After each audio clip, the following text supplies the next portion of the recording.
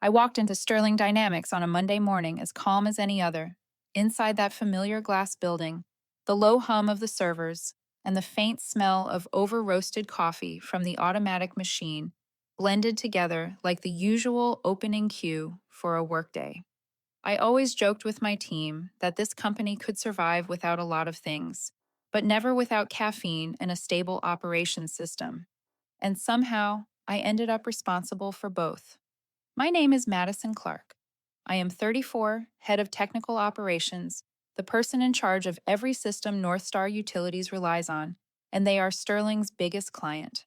For the past 6 years, I have lived inside system logs, 3 a.m. alerts, and those urgent calls from North Star demanding a full diagnostic. But I never complained. I am the type who gets sharper when things fall apart, like my mind was built to stare chaos in the eye. North Star is not a normal client. They manage power systems across several states. A single hiccup in their data stream can cost millions and leave thousands affected. The stability I maintain is not just corporate housekeeping, it keeps a part of the country running. Once, someone from North Star told me over a call that if I ever left, they would take the contract with me. I laughed it off back then, thinking it was just a polite compliment. It took me a long time to realize they meant every word. I stepped into the office at 7:48 in the morning, just in time to review the incident dashboard before my team arrived. Two yellow alerts popped up, a data packet moving slower than normal. One look and I already knew the fix. Reroute the pipeline, optimize the buffer, and verify the backup link. 8 minutes of work. Then 8 minutes became 7, then 5, and eventually 3.5. Over time, I turned into the person everyone automatically relied on whenever something felt off. The chief executive officer once said I was like the backbone everyone leaned on without realizing it. Maybe he was just trying to boost morale, but he was not wrong. Somewhere along the way, I became part of Sterling's operating structure. Around 8:30, my team started showing up. Jake waved at me with a giant latte in his hand. He cannot function without milk-heavy coffee. Lena walked in with her headphones on, listening to a true crime podcast before she even powered up her computer. We are a strange group, but somehow we are seamless. 6 years of near disasters will do that to people. While I was reviewing our weekly report, an email slid into my screen. The subject line was short, a company-wide meeting at 9 in the morning. The body had only 3 sentences. Sterling was introducing a new senior leader overseeing operations. His name was Brandon Hale. I did not know much about Brandon beyond the rumors floating around. Young, Master of Business Administration from a well-known school, good with slides. Supposedly, the kind of person leadership hoped would bring fresh energy.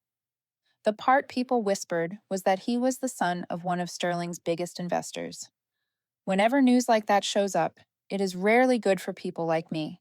A person like him would want to make a mark, and marks like that tend to land right on top of operations, the very thing my team spent years stabilizing. My stomach tightened as the meeting synced automatically to my calendar. Company-wide meetings are not usually a big deal, but something about this one pressed against my instincts. Too much had been shifting inside Sterling lately. Extra hallway conversations, new formats for reports, changes no one bothered to explain.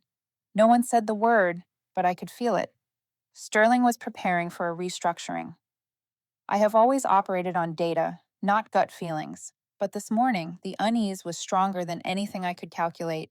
Not fear, just the intuition of someone who has worked long enough to know that a new name in the chain of command can shift an entire system off its axis.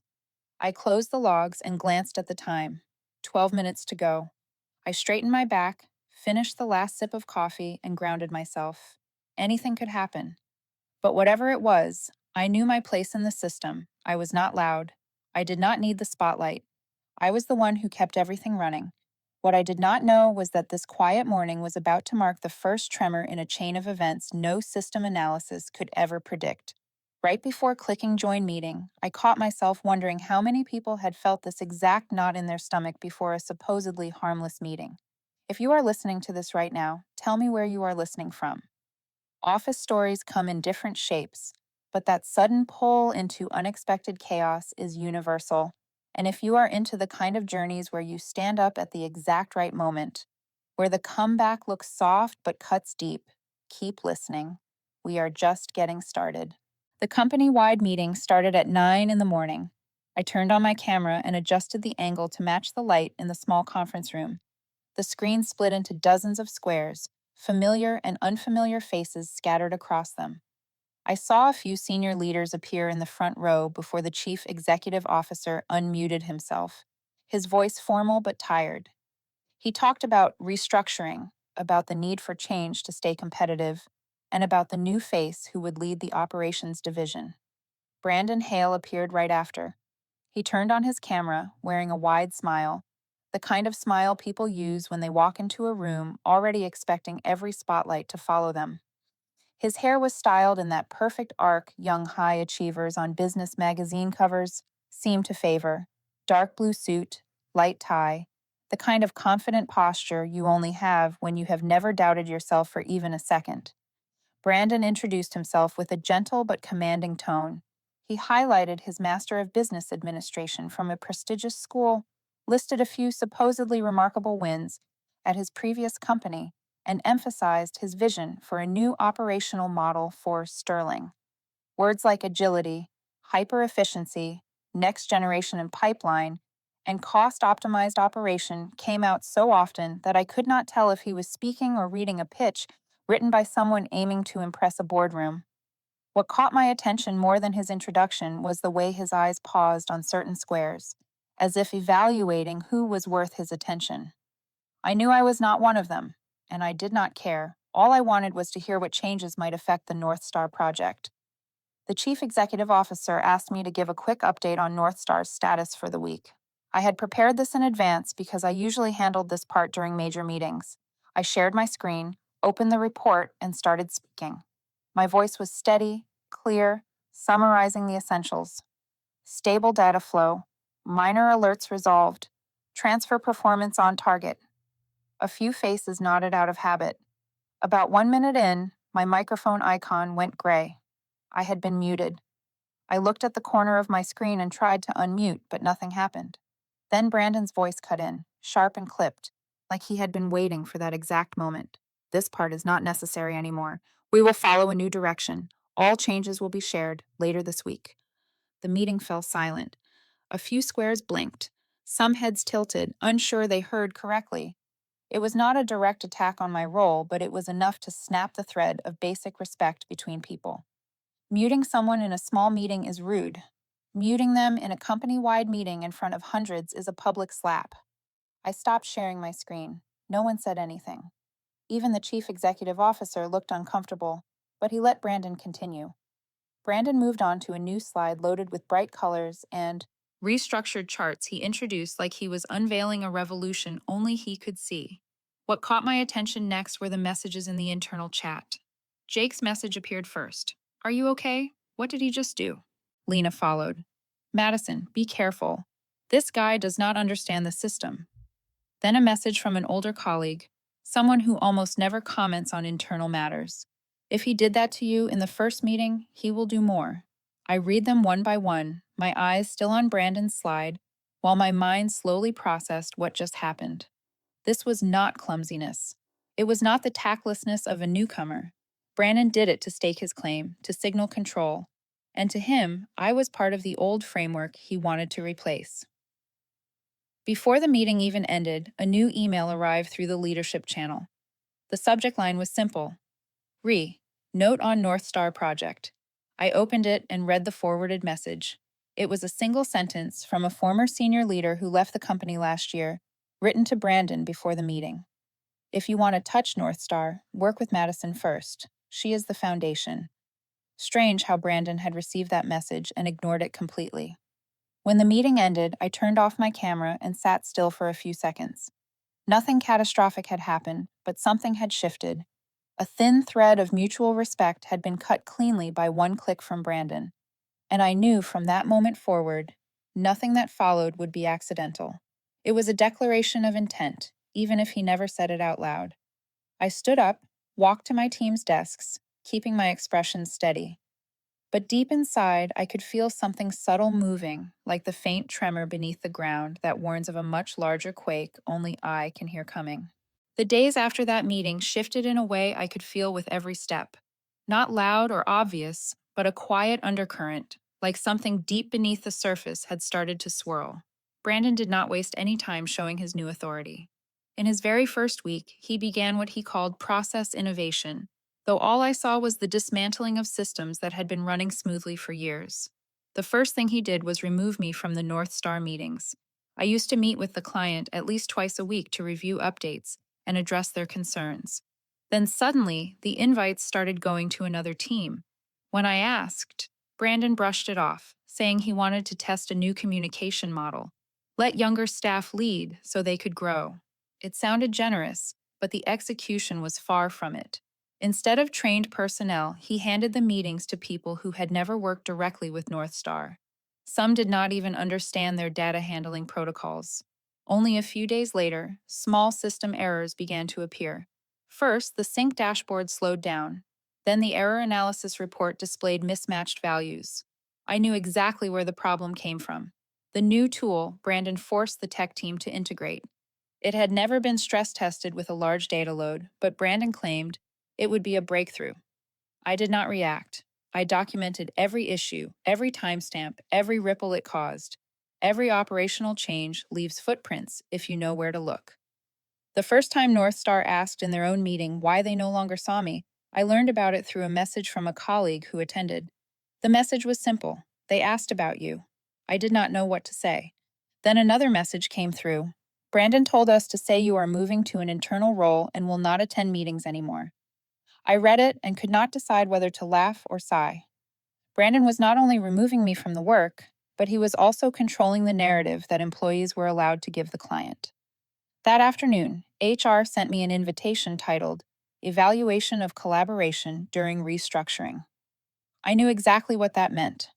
They would speak gently about cooperation, about new expectations under new leadership, about aligning with the shared vision. But what they truly wanted was to see whether I intended to resist or cause trouble for Brandon. I arrived on time, sat in the slightly too low chair in the small HR room, and listened to the familiar script. I nodded, calm, like I was observing someone else's conversation. 2 days later, Brandon called me into another meeting. Just the two of us and an HR representative as a witness.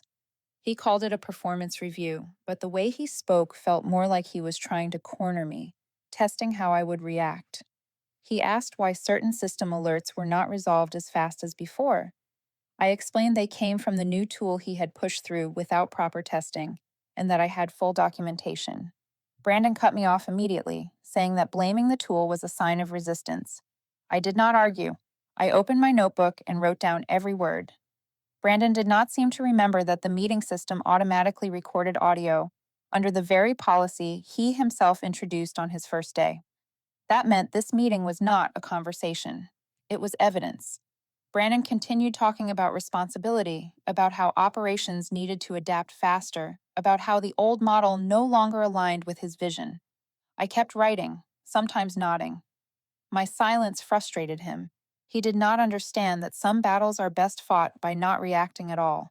When I stepped out of that room, I knew I was being pushed down deliberately. Not because I lacked skill, but because Brandon wanted to eliminate anyone who did not conform to his authority. And clearly, I was not someone easily controlled. That night, long after the office lights had turned off, I stayed behind. The silence made the server fans in the next room sound louder. I opened my computer and accessed the contract storage folder, searching for the original North Star agreement. I had not touched it in years, but tonight, something old and instinctive urged me to read every clause again. I opened the file and watched the familiar lines appear. Each page felt like it pulled me back to the year. North Star requested that my name be written explicitly into the key personnel clause. I did not think much of it back then, but tonight, looking at that contract, I realized this was the first time in years I was reading it with purpose. I knew something inside this contract could change everything, and I also knew I was ready to find it. I sat alone in the nearly dark room, the only light coming from the screen reflecting across my face. The silence was so complete I could hear the steady hum of the ceiling vents. The North Star contract file lay open in front of me, dozens of pages I once knew by heart, but never imagined I would revisit with this level of precision. This contract was nothing like the standard agreement Sterling signed with other clients. It was a $14 million per year commitment, a number large enough that simply mentioning it made executives straighten their posture. For 6 years, North Star had been the company's most reliable source of revenue, and most of the trust behind that came from our system, never letting them down. I understood that completely, but I had never used it to negotiate my place. Responsibility meant more to me than any declaration. Tonight, I was rereading each line not to prepare for an argument, but to determine my true position inside the structure Brandon was trying so hard to break. I went through every page, from financial clauses to system guarantees to data transfer terms. With each scroll, memories of old negotiations came back. But the most important truth lived on page 32, and when I reached it, my eyes stopped instantly. Clause D, 7.1, Continuity of Named Personnel. I expanded the section and read each word slowly, not because I needed time to understand, but because I wanted to be absolutely sure I missed nothing.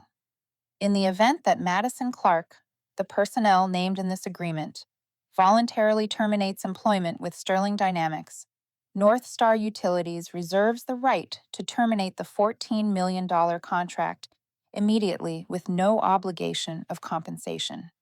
My name sat in the center of that clause, clear as a pin, marking the real nature of the relationship between both sides. Sterling's system stability was tied to my presence, and North Star refused to operate without me.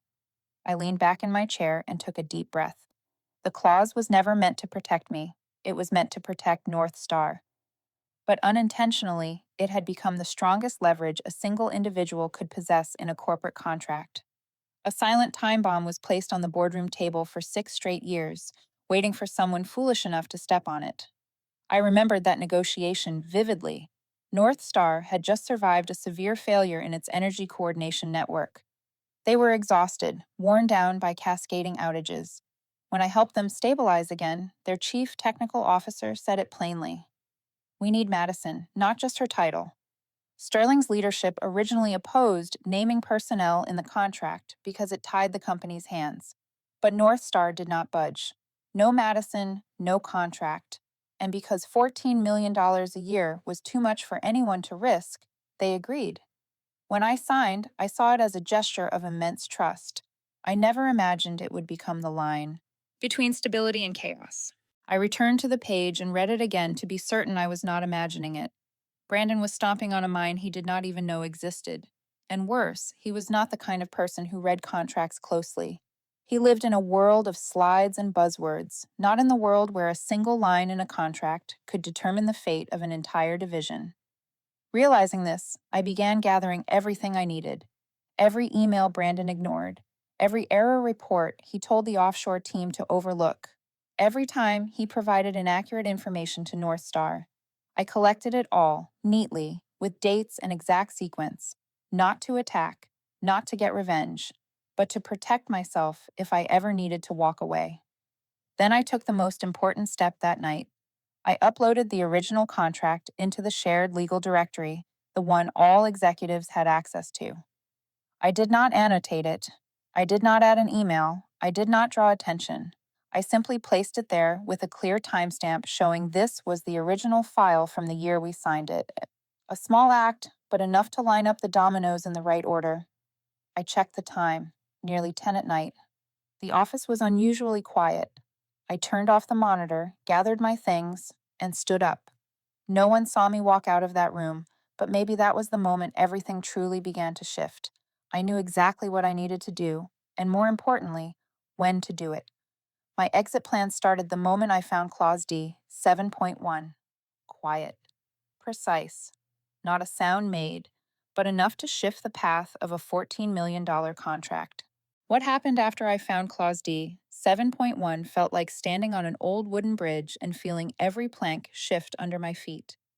I was not the one making it shake. Brandon was, and the more desperate he became to make his mark, the harder those planks trembled. Exactly 1 week after the internal performance review, Brandon launched what he called Phase 2 of restructuring. In the email sent to the entire operations division, He wrote that the company needed to cut costs, speed up delivery, and stay competitive through an offshore first model. When I finished reading it, I let out a small, quiet laugh. Those words sounded like the kind of justification anyone with no real experience would use to shift risk somewhere else. The operations meeting that followed showed exactly how determined he was.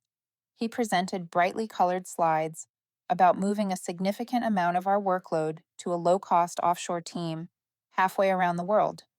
That team had never handled North Star data and was not even cleared to access all documentation due to security restrictions. But Brandon kept preaching about cost optimization and flexibility. In his mind, the word flexible could replace any complex requirement a client had. I did not react. I simply took notes, partly because no one asked for my opinion, partly because I understood that my time to speak would come, just not yet. Then the inevitable happened. One morning, the main dashboard lit up with a red alert. Not a yellow warning or a slow query. A solid red alert, the kind that only appears when a client's data is at risk of serious disruption. I opened the logs, and within seconds, I knew exactly what had happened. A primary pipeline had been altered incorrectly by the offshore team. They used the new tool Brandon forced into the system, but their configuration was incompatible with North Star's data environment. A few milliseconds of mismatch were enough to stall the entire flow. North Star called immediately.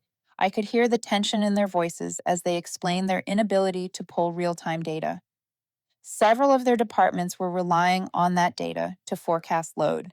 I sat down and handled it the way I always did. I rerouted the traffic, reset several retrieval branches, and removed the faulty configuration the offshore team had inserted.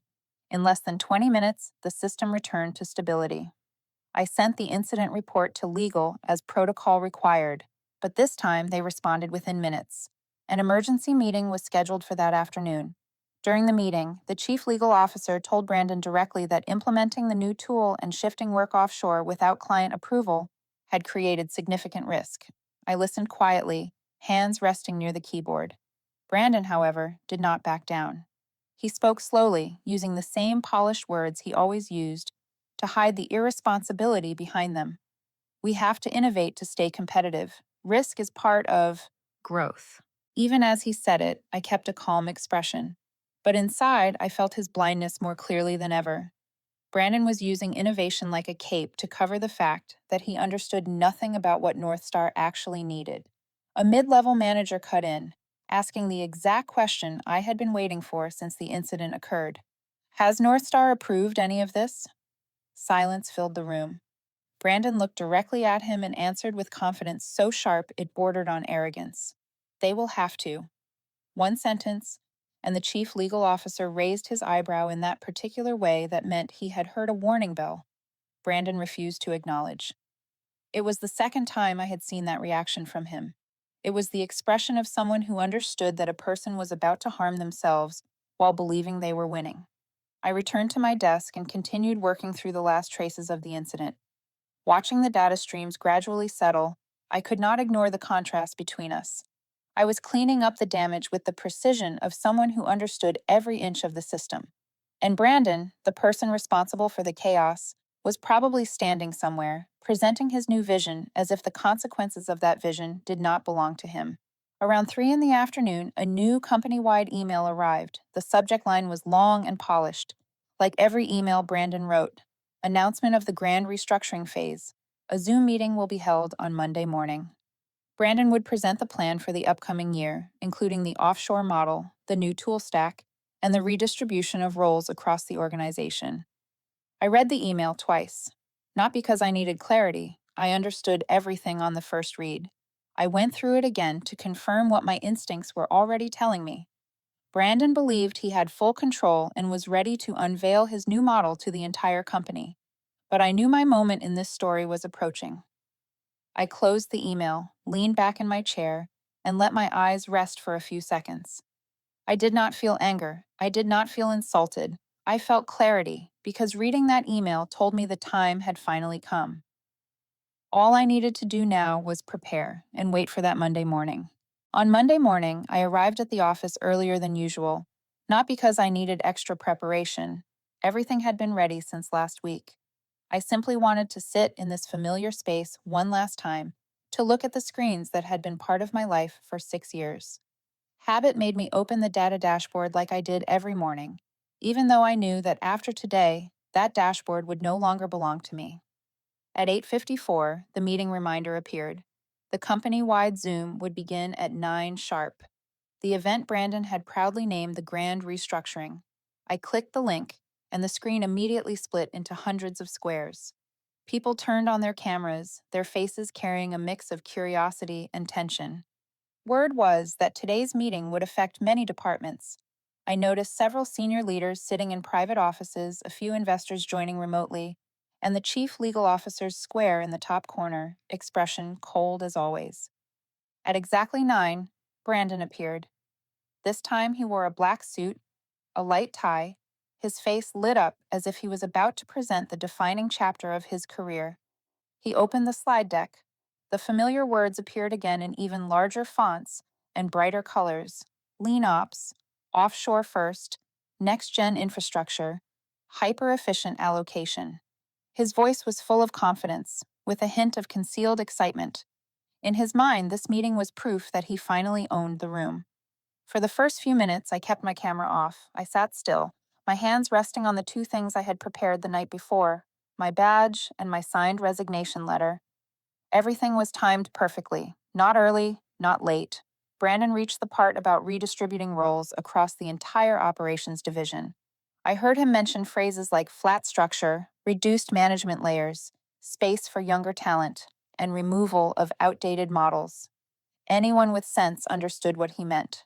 I belonged to that so-called outdated model. At 9:01 and 30 seconds, Brandon moved to the next slide and talked about how Sterling needed courage to change. He emphasized the word courage twice.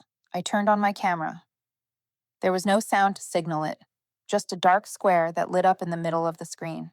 I sat straight, hiding nothing. My right hand raised my badge, my left hand held my resignation letter, and behind me was the simple background I prepared the night before, showing a clear line of text: effective at 9:01 a.m. I did not speak. I did not need to. The Zoom call fell silent in a way that made me hear my own heartbeat. Hundreds of squares froze like statues. Some eyes widened. Some hands covered mouths. Some people leaned closer to the screen as if to make sure they were seeing correctly. A manager in the lower right corner whispered two words, quiet but loud enough for everyone to hear. Oh no. Brandon froze. His mouth was open mid-sentence, but the words never made it out. He tried to recover, lifting a hand to adjust his tie, but I could see each of his fingers shaking. His voice broke through the silence, but it no longer sounded smooth. We can, we can discuss this privately. I did not answer. I looked straight into the camera. My eyes held no anger, no sarcasm, only the clarity of someone who had already made their final decision. I did not glance left or right. I did not look down. I stayed silent. The kind of silence is sharper than any argument. The chief legal officer reacted first. He did not speak. He simply leaned closer to the screen to read the letter in my hand. Once he confirmed the signature and the date, he closed his laptop in the middle of the meeting. The motion was so fast that many people did not even notice until he stood up and left the room. There was only one reason for that. He was calling North Star. Seeing that made Brandon panic even more. He tried to continue talking, but each sentence came out rushed and hopeless. I no longer heard every word clearly because by then, the only sound that existed for me was the silence swallowing the meeting. At exactly 9:01, I hit leave meeting. I disappeared from the screen. 1 second present, the next second gone. The way I left did more than shock the room. It made them feel the finality of my decision. Less than a minute later, Slack exploded with notifications. Messages are pouring in, internal channels are lighting up, links to the original contract opening everywhere. Clause D, 7.1, being discussed in private chats. A few people pinged me, even though they knew I would not respond. In the meeting room, Brandon attempted to regain control. I was not there to see it, but those who were said he opened his mouth 3 times without forming a single complete sentence. His hand shook so badly he had to hide it under the table.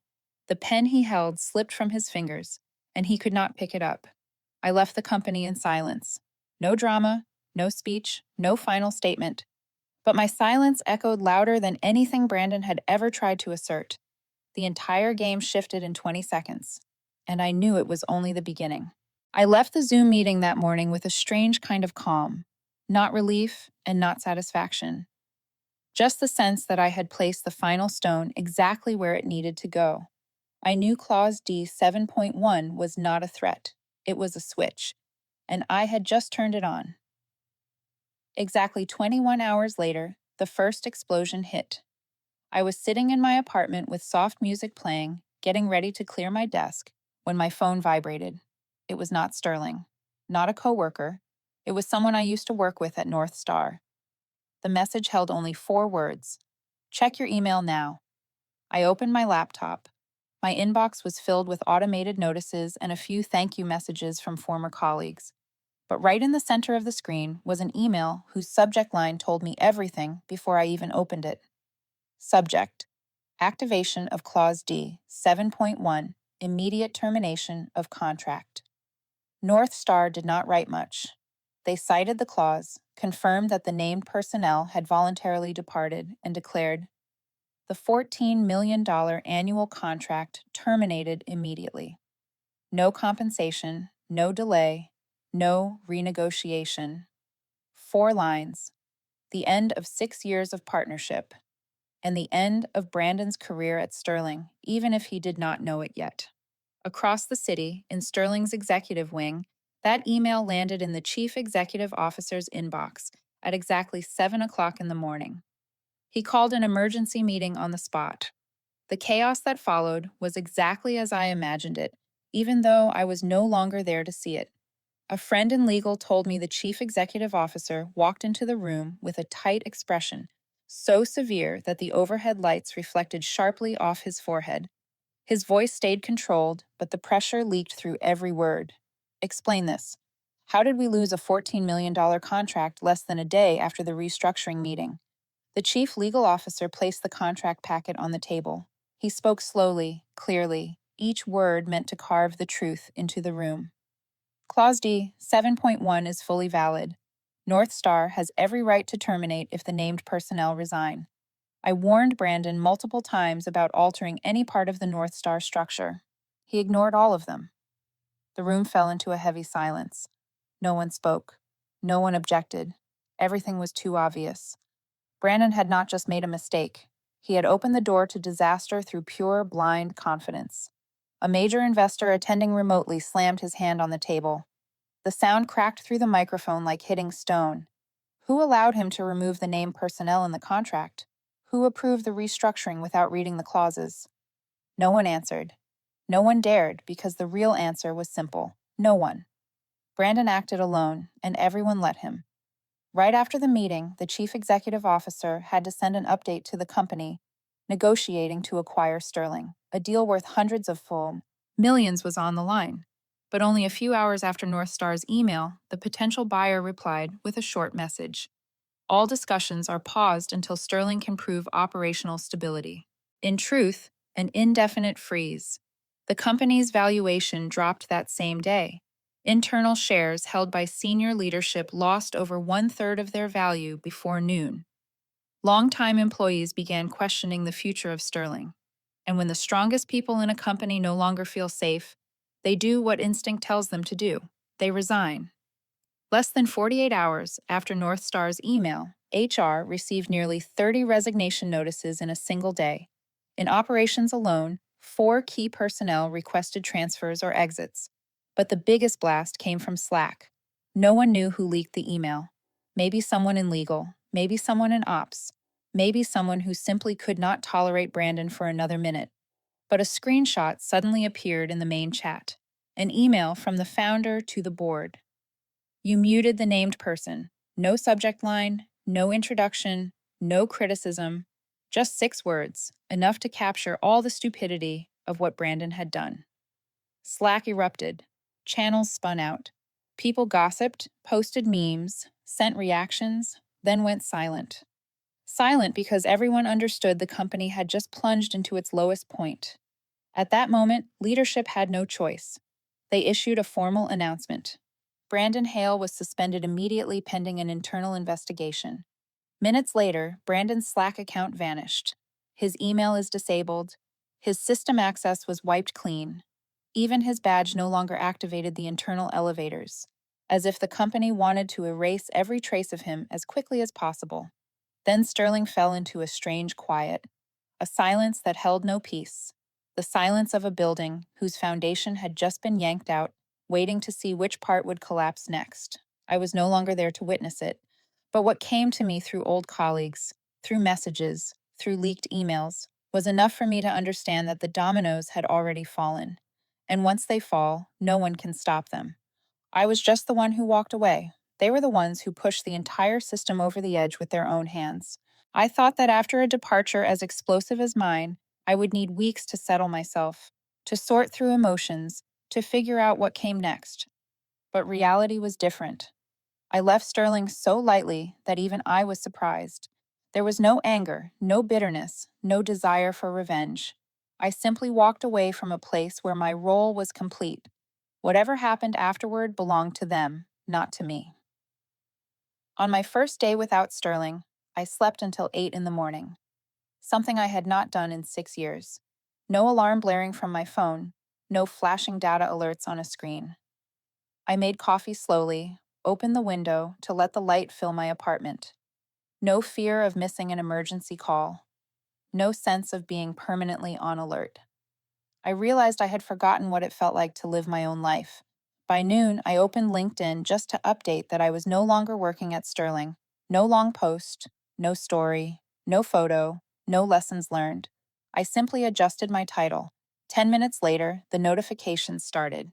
Messages from tech companies, messages from former colleagues, messages from consulting firms. A friend at a major financial company wrote, "If you want a change of scenery, we really need someone like you." A technical director at an energy firm wrote, "Tell me when you are ready to talk."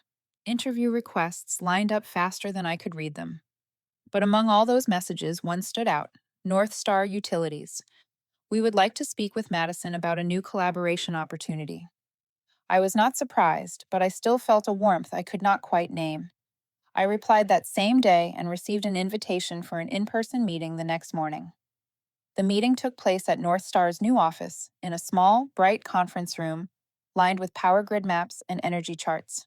Their representative was Tanya, the person who had worked closely with me during the emergency stabilization years ago. The same sharp eyes, but softened today. She walked in, not shaking hands right away, just looking at me for a few seconds as if to confirm I was really there. "Madison, it has been too long." She smiled. We sat down. Tanya did not circle around anything. "We know what happened at Sterling. Actually, that Zoom moment was told to me before the contract was even terminated. And I have to say this: I respect the way you left. Very much." I nodded in thanks. She continued, "For 6 years, you kept our system running without interruption. Many of our highest level decisions relied on the accuracy you maintained. You never asked for anything, but we knew it. North Star was never loyal to Sterling. North Star was loyal to the person who understood our system best. It was not a compliment, it was the truth." Tanya opened her laptop and turned the screen toward me. "We want to offer you a senior consulting role for our upcoming data system overhaul. Or, if you prefer something more permanent, we have a new partner expanding operations, and they want you to lead their operational transformation project. You can choose either direction. Both doors are open." I stayed silent for a moment. All those years of working in the shadows rose up with a clarity I had never felt at Sterling. My value had never come from a title, and it had never depended on who allowed or did not allow me to speak. It came from the skill I built piece by piece, from the trust I earned during 3 a.m. calls, from the years I kept systems alive through crisis after crisis. Tanya added one last thing before we wrapped up. "And Madison, if you still think silence is weakness, don't. It is what makes you different. Not everyone has the strength to stay silent at the right moment." I left the room with an unfamiliar feeling, not victory, but release. I had stepped away from a place where I no longer belonged. No more proving myself to people who never valued me. No more being forced into silence in absurd meetings. I chose the new partnership with North Star. Not for the money, though the salary was double, not for the prestige, but because they had respected me from the first day to the last. In my first week at the new job, I set up a small desk, placed a green plant beside my computer. I no longer stayed up late, saving a crashing system caused by someone else's poor decisions. I no longer had to shield an entire department. For the first time in years, I felt like I was moving forward instead of just holding the line. My spirit felt lighter, yet stronger than before. Not strong in the combative sense, strong in the way clarity feels. I knew exactly where my value lived and who actually saw it. As for Sterling, they realized that value far too late. I adjusted to the new rhythm of my life faster than I expected. Walking into my new office each morning, I no longer carried that heavy, invisible weight that had pressed against my shoulders for years. People greeted one another with an ease that felt natural, not with the tight nods of those who were always afraid of being wrong. I sat at my desk, opened my computer, made a hot cup of tea, and reviewed the tasks for the day. Everything was clear, transparent, and within my control. Only a few weeks into my new job, I realized my body had changed. I slept deeply, no longer jolting awake in the middle of the night from dreams of blinking system alerts. I ate better, felt sharper. People often say you only realize how much pressure you carried once you finally step out of it. And truly, after leaving Sterling, I understood how long I had lived under stress so constant it had begun to feel normal. One Friday afternoon, as I was about to end my first week of work without having to fix a single crisis, the receptionist walked over with a large bouquet wrapped in elegant paper. The deep red flowers stood out in the room. I was surprised. Hardly anyone knew the address of my new office, and no project had just ended that would justify a client sending flowers. She placed the bouquet on my desk. Her expression was curious. "Someone sent this for you." No sender name. I opened the small card tucked in the bouquet. The handwriting was familiar, just two short lines. "If you want to come back, Sterling Dynamics will do it your way. Let me know." No signature, but I knew exactly who sent it, not Brandon. He no longer had power or position to say anything of that sort, not HR. They had no reason. The only person with enough authority and enough desperation to write those words was the chief executive officer. I read the card twice. No anger, no confusion, just a quiet certainty, like seeing a door that once hurt you open again and feeling absolutely no desire to walk through it. I folded the card and opened in my desk drawer. Inside was a small space where I kept things not to hold on to them, but to remind myself of what had passed. I placed the card there beside the printed copy of Clause D 7.1, the contract that had protected me exactly when I needed it. I closed the drawer. No lock, no drama, just placing things where they belonged. From across the room, a colleague asked if I wanted to join the team for dinner.